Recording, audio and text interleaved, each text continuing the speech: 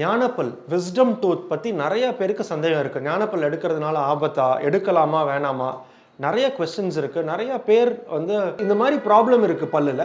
பல் முழுசாக முளைச்சிடுச்சு, தாடை எலும்பு நமக்கு சைஸ் கரெக்டாக இருக்குது, பல் வெளியில் முழுசாக முளைச்சிடுச்சுன்னா ஞானப்பல் எடுக்க வேண்டிய அவசியம் இல்லை. பிரச்சனை கொடுக்கும்போது எடுக்கலாமா வேண்டாமா, அதான் மெயின் கொஸ்டின். வணக்கம், என் பேர் டாக்டர் அருண்.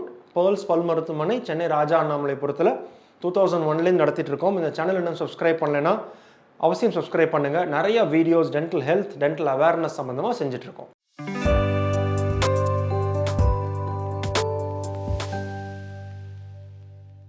ஒரு ஞானப்பல் எடுக்கிறது ஒரு சர்ஜிக்கல் ரிமூவல், அதை நம்ம ஃபஸ்ட்டு புரிஞ்சுக்கணும். ஏன்னா யூஷுவல் பல் எடுக்கிறது ஃபுல்லாக தாடையில் வெளியில் வந்திருக்கும். ஸோ அந்த பற்களை எடுக்கிறது ரிலேட்டிவ்லி ரொம்ப ஈஸியாக இருக்கும். பட் ஞானப்பல் எலும்பில் புழிஞ்சிருக்கிறதுனால சர்ஜரி பண்ணி எடுக்கணும். ஸோ எலும்பை கொஞ்சம் குறைச்சிட்டு பல்லையும் மாடிஃபை பண்ணி தான் பல் எடுக்க முடியும். அந்த எனி சர்ஜரி நம்ம வாயில் பண்ணும்போது இந்த பண்ணுறதுக்கான பெனிஃபிட் என்ன, ஆர் இந்த பண்ணுறதோட ரிஸ்க் என்ன, இதெல்லாம் தான் நன்மைகள். இது பண்ணுறதுனால இது வரக்கூடிய காம்ப்ளிகேஷன் இதெல்லாம் இருக்குது. ஸோ நம்மளோட பெனிஃபிட் நிறையா இருக்குது. காம்ப்ளிகேஷன் குறைவாக இருக்கும்போது, அந்த பெனிஃபிட் ஜாஸ்தி இருக்கும்போது நம்ம ஞானப்பல் எடுக்கலாம். ஸோ இதை நம்ம என்னெல்லாம் பெனிஃபிட், என்னெல்லாம் ரிஸ்க் இருக்குன்னு நெக்ஸ்ட்டு பார்க்கலாம்.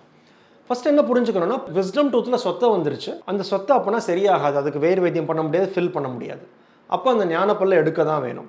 ரெண்டாவது, அந்த விஸ்டம் டூத்னால ஃப்ரண்ட்டில் இருக்கிற செகண்ட் மோலார்லேயும் ப்ராப்ளம் கொடுக்குது. ஃபுட்டு மாட்டுது, செகண்ட் மோலாரில் டிகே வருது. அப்படின்னா இந்த ஒரு பல்லை நம்ம சரி செய்யலைன்னா அந்த பல்லு மட்டும் இல்லாமல் பக்கத்து பல்லும் பாதிக்கிறதுக்கான வாய்ப்பு இருக்குது. அப்போ அந்த ஞானப்பல்லை நம்ம எடுக்க தான் வேணும்.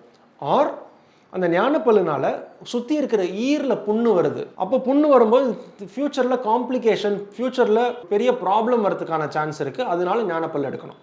So absolutely required. அதாவது வலி மட்டும் இல்லை, அந்த பல்ல சொத்தை ஜாஸ்தியாகி வலி ஜாஸ்தியாக இருக்குது, அதனால பக்கத்து பல் எஃபெக்ட் ஆகுது, ஆர் சுற்றி இருக்கிற ஈர் எஃபெக்ட் ஆகுது. அப்படிங்கும்போது இந்த ஞானப்பல்லை நம்ம எடுக்க தான் வேணும், வேறு வழி இல்லை. ஸோ எடுக்கும்போது நம்ம என்னெல்லாம் ஃபஸ்ட்டு என்ன புரிஞ்சுக்கணும்னா, first is a surgical removal. Any surgery ஒரு 2-3 days பெயின் இருக்கும், நம்ம ஃபுட்டு சாப்பிட்றதுல ரெஸ்ட்ரிக்ஷன் இருக்கும், வீக்கம் வரதுக்கான வாய்ப்பு இருக்குது.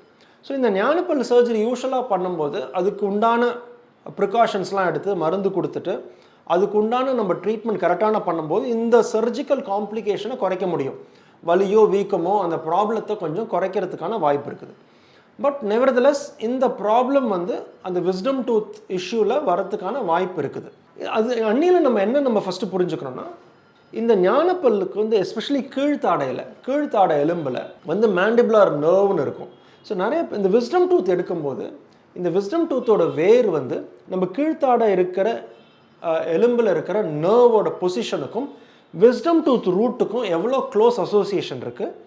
இந்த சர்ஜரி பண்ணுறதுனால அந்த நர்வ் இன்வால்மெண்ட் வரத்துக்கான வாய்ப்பு இருக்கா, அதுக்கு தான் சொல்கிறேன். இதுக்கு தான் நம்ம ஃபுல் மவுத் எக்ஸ்ரே எடுக்கணும். சம்டைம்ஸ் சிடி ஸ்கேனும் எடுத்து பார்ப்போம். இந்த ஃபுல் மவுத் எக்ஸ்ரேல தான் இந்த நர்வுக்கும் ஞானப்பல்லுக்கும் உள்ளுக்குள்ளே இருக்கிற அந்த அசோசியேஷன் தெரியும் கிளியனாக. அப்போது இது எடுக்கிறதுனால ப்ராப்ளம் இருக்கா என்னென்னு செக் பண்ணிக்கிட்டு உங்கள் டாக்டர் செக் பண்ணிவிட்டு இந்த நர்வ் காம்ப்ளிகேஷன் இருந்ததுன்னா அதோட இஷ்யூ என்னென்னு ஃபஸ்ட்டு புரிஞ்சுக்கணும்.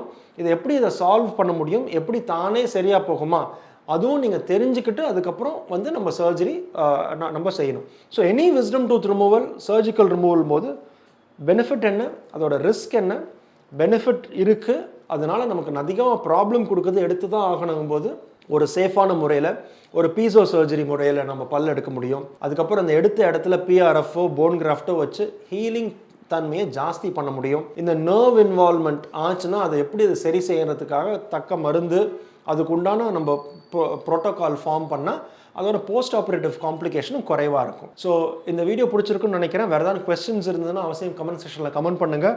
அடுத்த வீடியோவில் சந்திக்கிற வரைக்கும் டாக்டர் அருண், பேர்ல்ஸ் பல் மருத்துவமனையிலேருந்து பேசுகிறேன். நன்றி, வணக்கம் அண்ட் தேங்க்யூங்க.